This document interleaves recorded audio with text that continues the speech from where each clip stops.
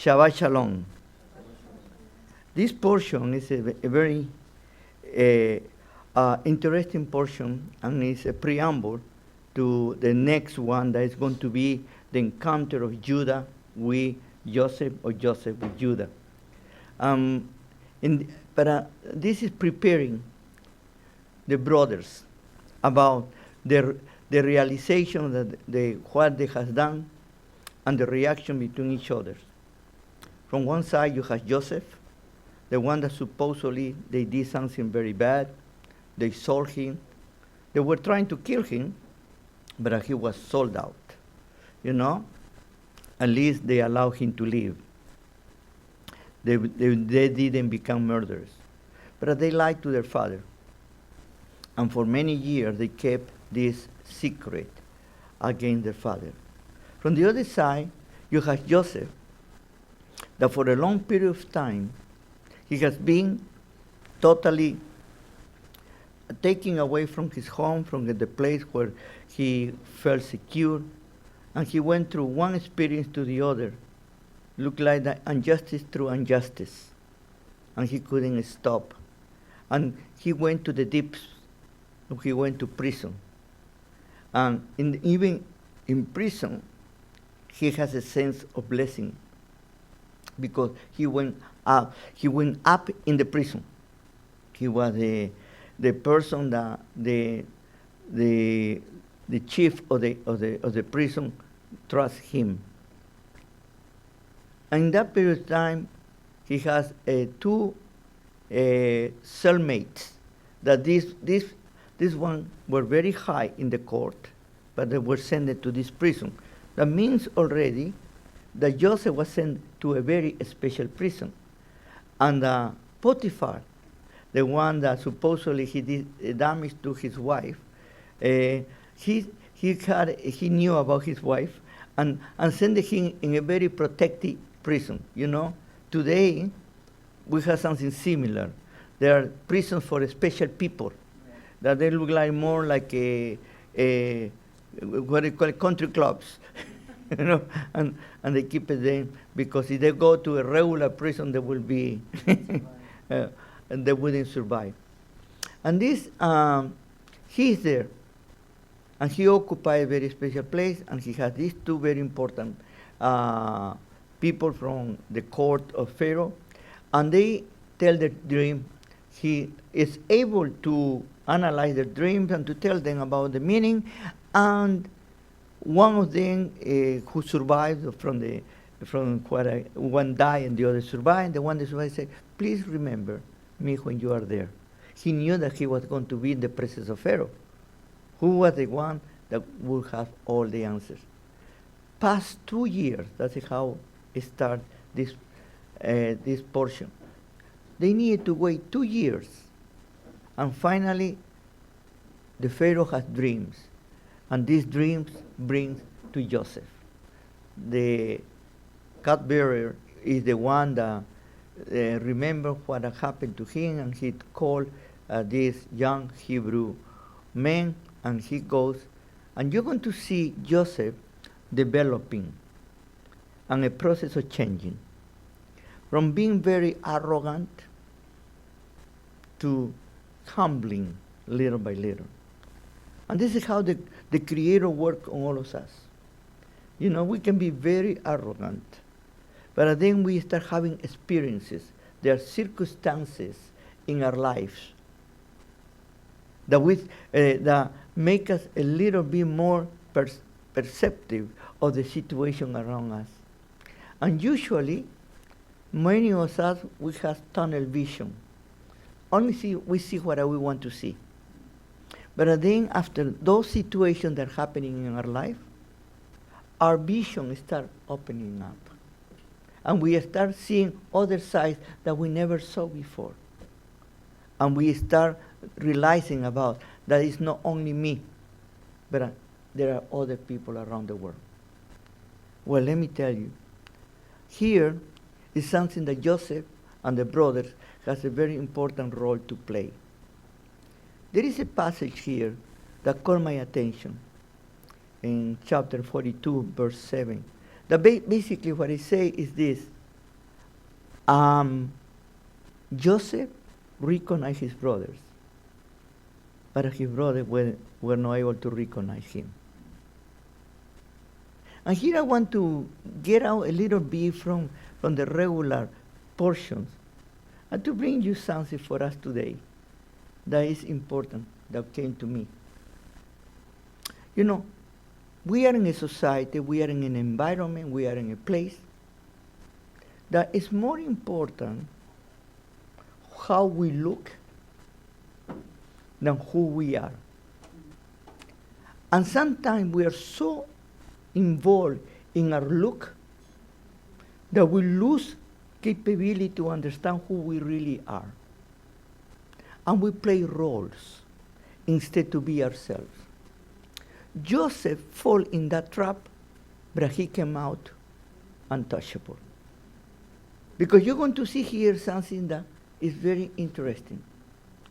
He was now a viceroy. He was ascended. He was put in the position. He was only under Pharaoh. The people in that area were told that they need to look at Pharaoh. And Pharaoh was looked as a god. Then Joseph was another god to the people. And it's going to come the Jewish people, Judah and his brothers, to face him. But they bow to him as a very important person. But they do something that is very interesting. They do not bow to him as a god. They understood that he was a mere man that has a lot of power.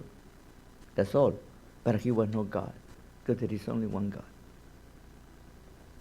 Today, we live in an environment that we make gods of anything. We have more gods than people sometimes. Even, it's interesting, you know, we make our own idols. American Idol, the British Idol, they see this idol, the world idol. You know, we make idols. There is a very interesting situation that's happening right now in the world. I know that won't be too popular when I say this, and I'm sorry, but we need to say it. There is a very nice, very special girl that has become very popular in the world. You know? Because she's talking about ecology. You know? She's talking about the environment. You know, a young girl, and she's very angry against everybody, and she does this, and everybody has made her like a goddess. 16, 17 years old. She has an idea that sometimes you think she's from another world. You know?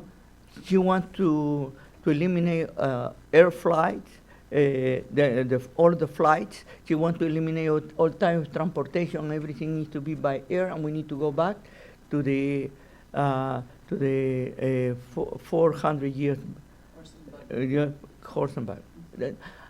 And that mentality, you know, the people don't think. 90% of the people are followers. They don't look like brains. They don't have heads to think for themselves. They are fed and told what to believe.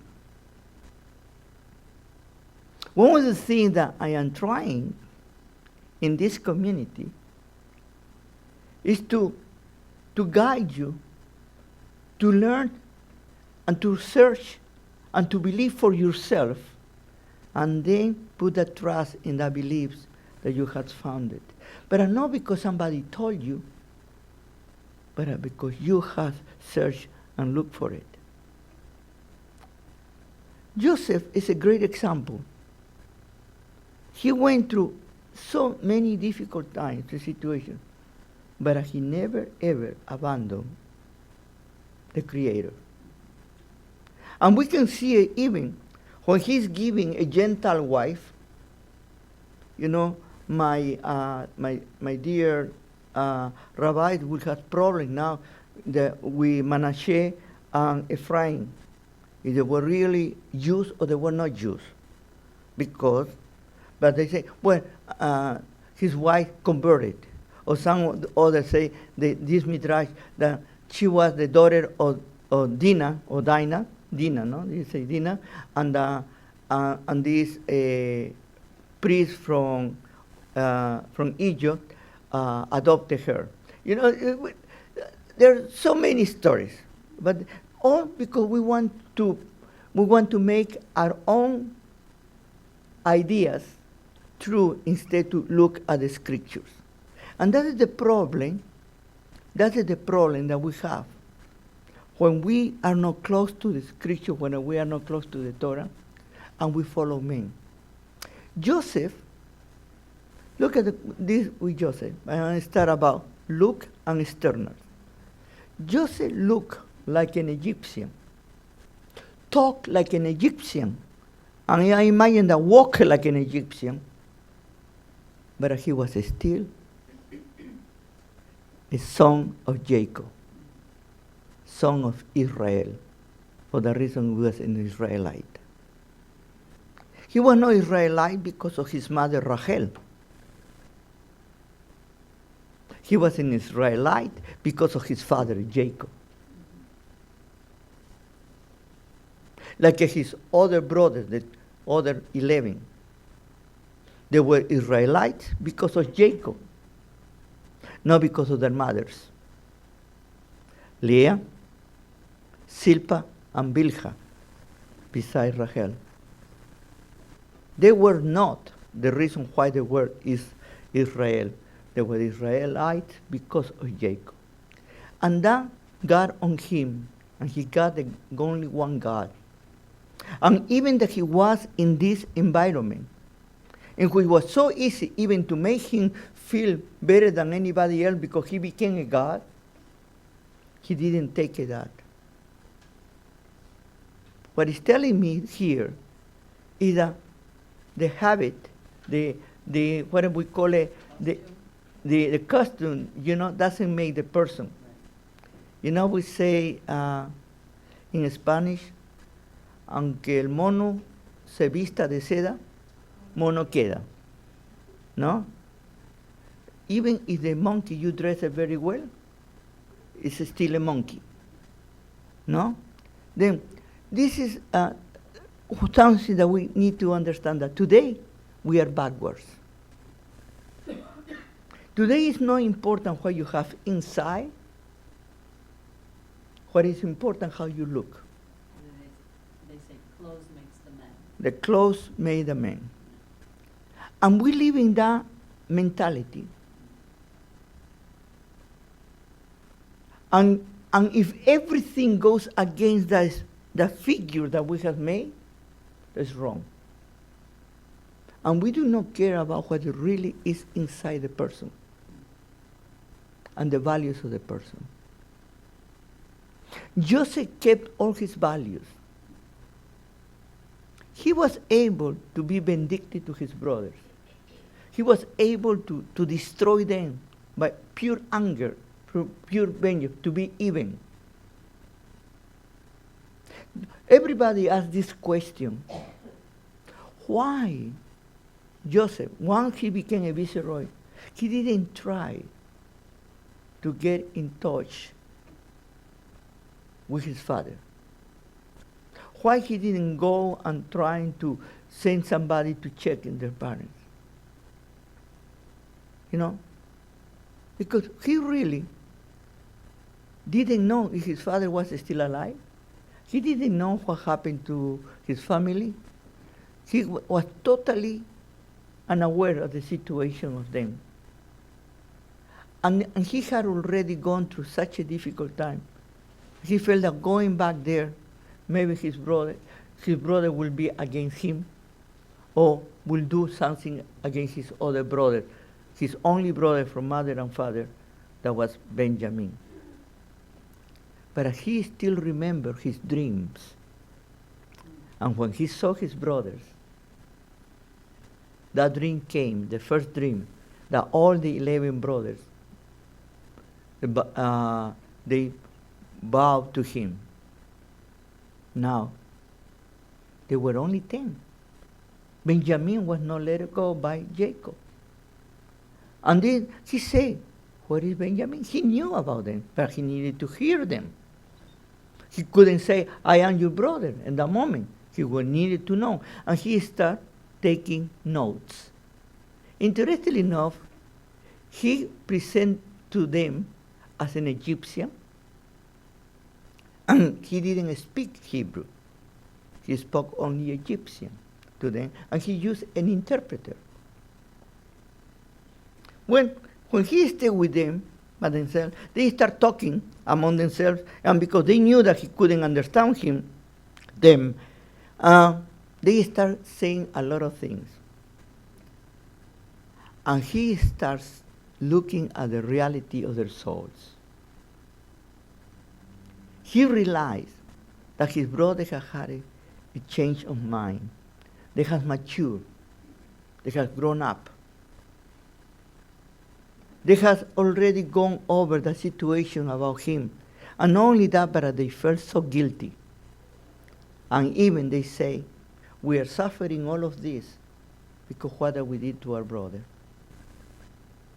And he was listening. He couldn't take it anymore, and he went inside to cry and then come back.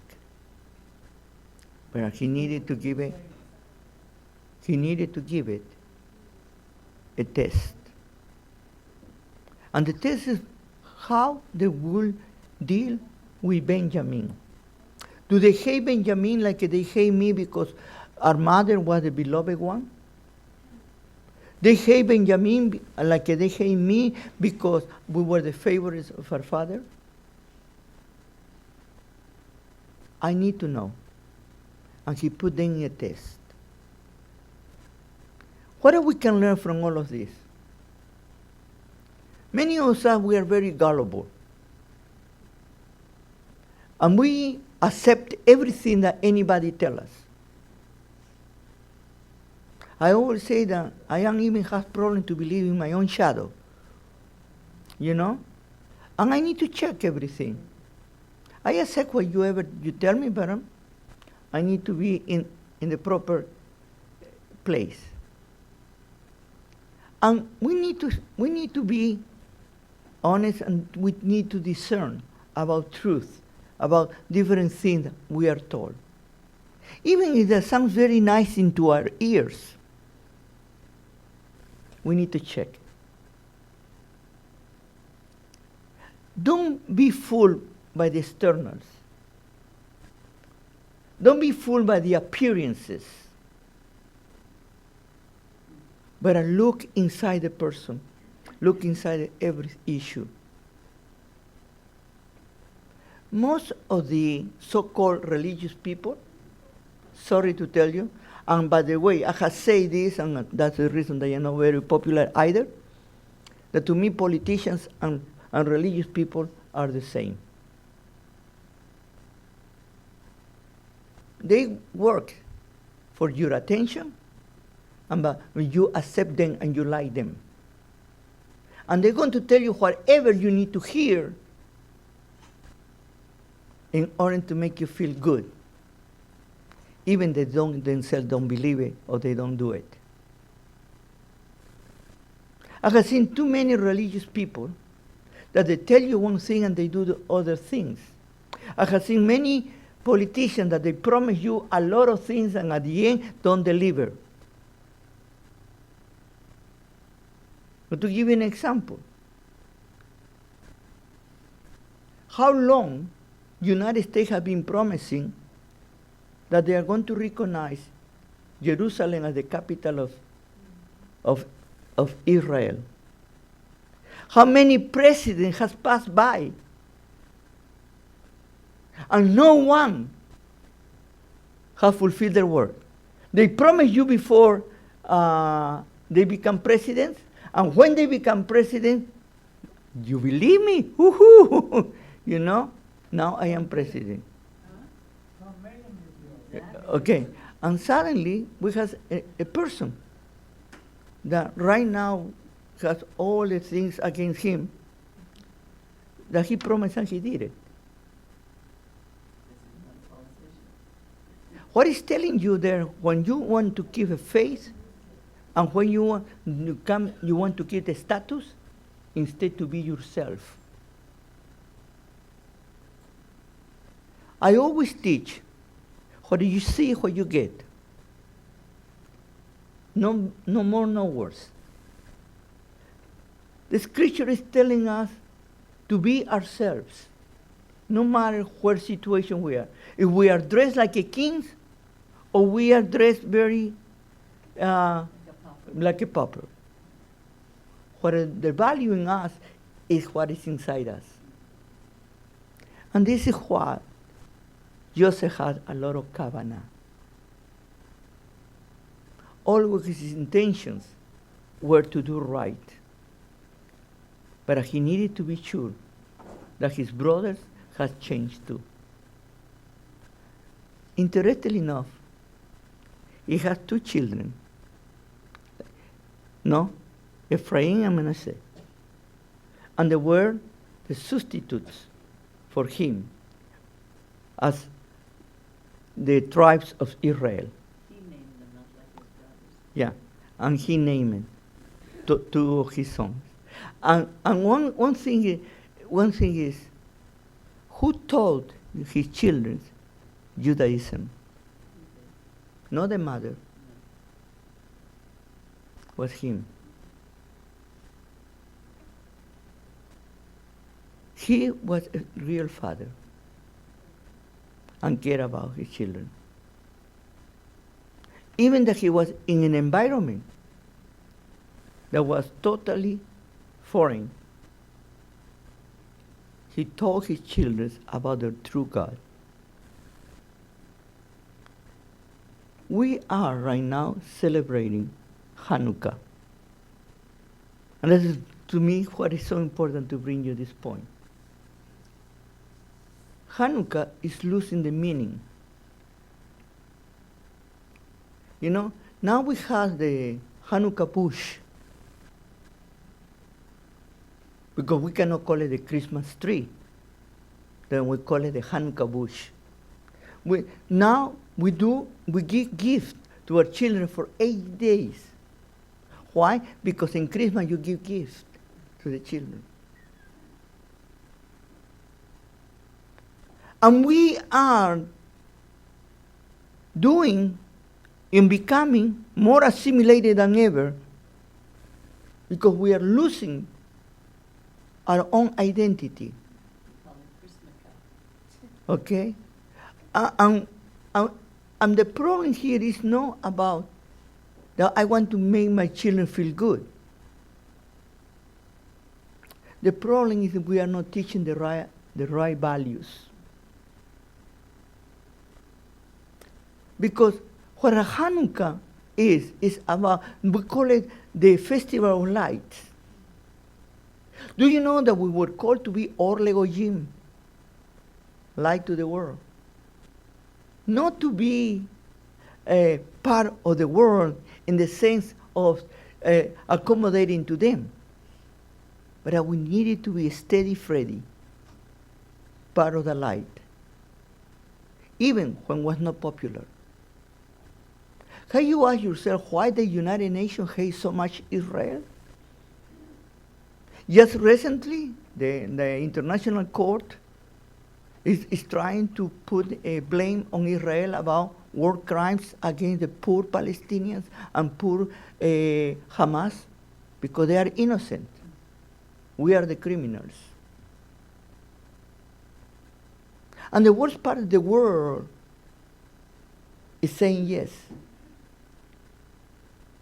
And are you asking, you know, Venezuelans kill a lot of people. Nobody has said. Koreans kill a lot, North Koreans kill a lot of people. You know what it has done? China with the Muslim population. You can know what Putin has done in Russia with the dissidents.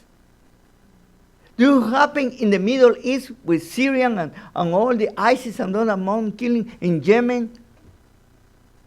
But the only one country that has war crimes, Israel, against a people who are not even a country. They are not even a nation.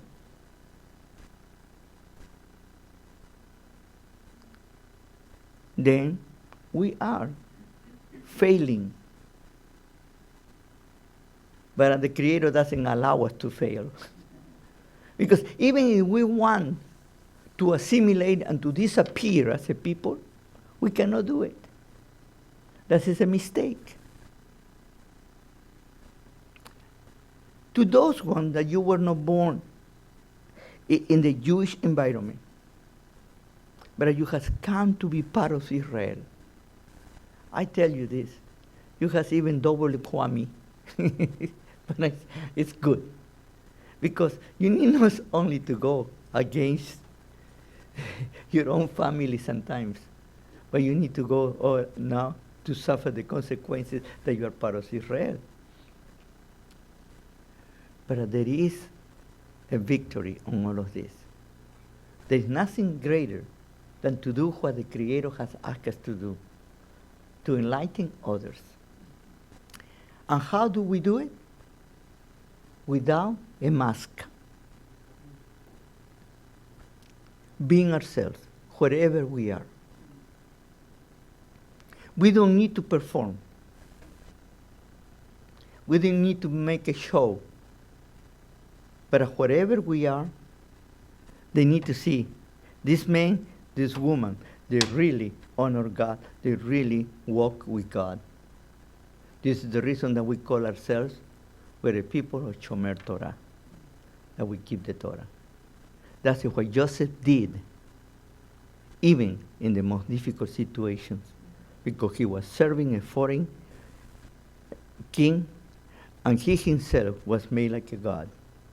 But his own brothers never recognized him as a god, only as a very powerful man. And that's what we need always to be. We are in situations that we are always being a minority. We have been persecuted. And we need to be respectful of everybody.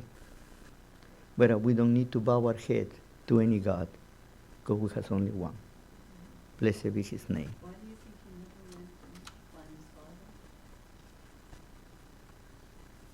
think he never went to find his father? He thought the conjectures. But one of the questions about why he never went to his father is that he felt that his father didn't do anything to try to find him. No, because if his father knew that he was sold, he would be looking for him. But he never knew that Jacob was told that he was dead. Shabbat Shalom.